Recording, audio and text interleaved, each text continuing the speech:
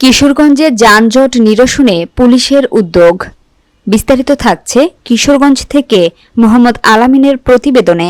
কিশোরগঞ্জ শহরের যানজট নিরসনে মাঠে নেমেছে মডেল থানা পুলিশ।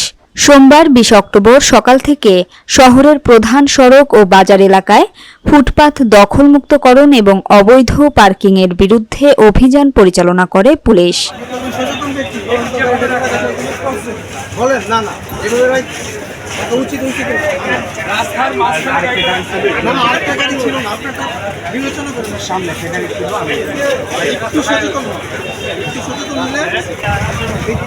মডেল থানার ওসি আব্দুল্লাহ আল মামুন নিজে উপস্থিত থেকে পথচারী, ব্যবসায়ী ও চালকদের সচেতন করতে দিক নির্দেশনা দেন। তিনি বলেন, ফুটপাত পথচারীদের জন্য রাস্তায় অবৈধ পার্কিং বন্ধ না হলে ব্যবস্থা নেওয়া হবে।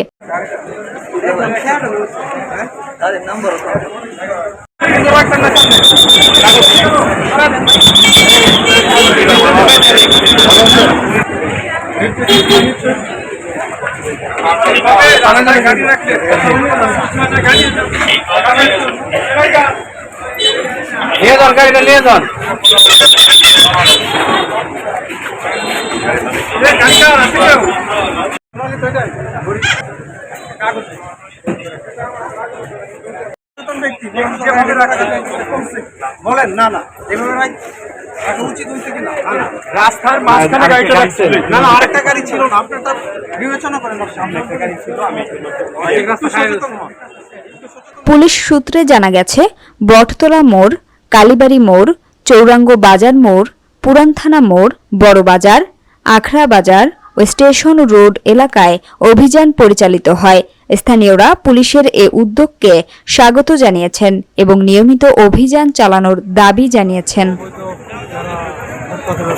তাদেরকে উচ্ছেদের জন্য আমরা কাজ করে যাচ্ছি, আপনাদেরকে সাথে নিয়ে, সাংবাদিকদের সাথে নিয়ে কাজ করে যাচ্ছি।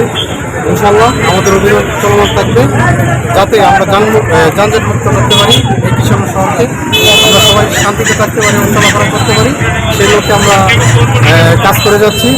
ইনশাআল্লাহ আমাদের অভিযান অব্যাহত থাকবে। আজকে কতটুকু আপনারা যানজট মুক্ত করছেন?